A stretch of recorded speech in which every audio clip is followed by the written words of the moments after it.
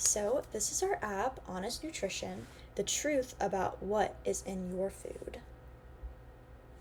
So, for our elevator pitch, we decided to figure out what pretty much makes our app unique compared to other apps and why or what type of things that this app has could be helpful for other users. So we wanted to be more unique with this type of choice. And so for our matrix for recommendations, we decided to show which companies have recommendations and which companies don't necessarily have a whole lot of recommendations. There's some apps like Yuka that does show a lot of recommendations.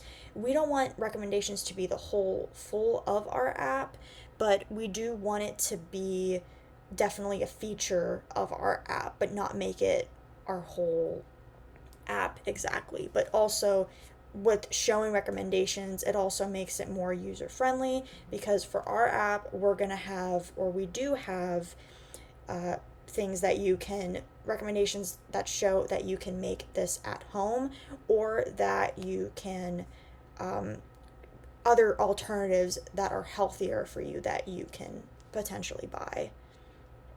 And then for our other matrix, this is our scanning matrix that we have. And so we thought that a scanning feature would be great for our app because it would help people. Like you could scan the barcode, or you could just take a simple picture of an ingredient, such as going out to a restaurant. You can't necessarily screen a barcode. So if you take a picture of it, this app will automatically show what ingredients are in it or try to kind of see what type of ingredients are in this app. And so there's not a lot of apps that necessarily do that. Like Yuka does scan a barcode, but for us though, we want to make it more accessible in the most possible way. And then for our other matrix, bottom line, we want our app to be completely free, user friendly. There's a lot of other apps that don't allow users to get to certain options without paying for them or certain features without paying for them. Whereas our app, we want it to be completely free, user friendly, and pretty much just help people as much as possible with their goals. And then for our final matrix that we have here, this is for pretty much searching items on our app. So we don't necessarily search items on the app, but we basically search.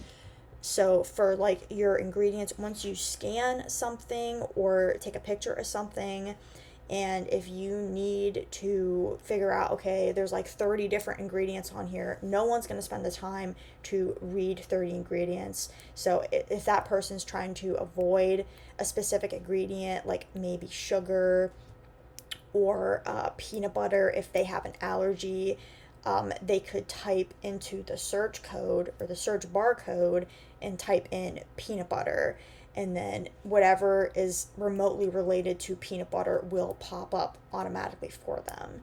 So it just saves that user time in the grocery store. And then for our personas, so we kind of wanted to think of, okay, so what type of people will be purchasing this app? And this app really honestly can be for anyone who wants to start just eating healthier, not necessarily having to lose weight, but just want to make better choices in life and have longevity for themselves. So that's kind of what we were thinking for our personas. And then finally, for our flowchart here, we wanted to make our dynamic for our app very simple and easy to use for users. So that was pretty much the main start for what we were thinking for this flowchart. So as you can see, we start from the menu, and then from the menu options, you go to scanning, search, settings, etc. Or you can go to finding different ingredients. There's just a lot of different things that you can do with this app that is very drawn out for you, simple to use, user friendly, very not complicated at all.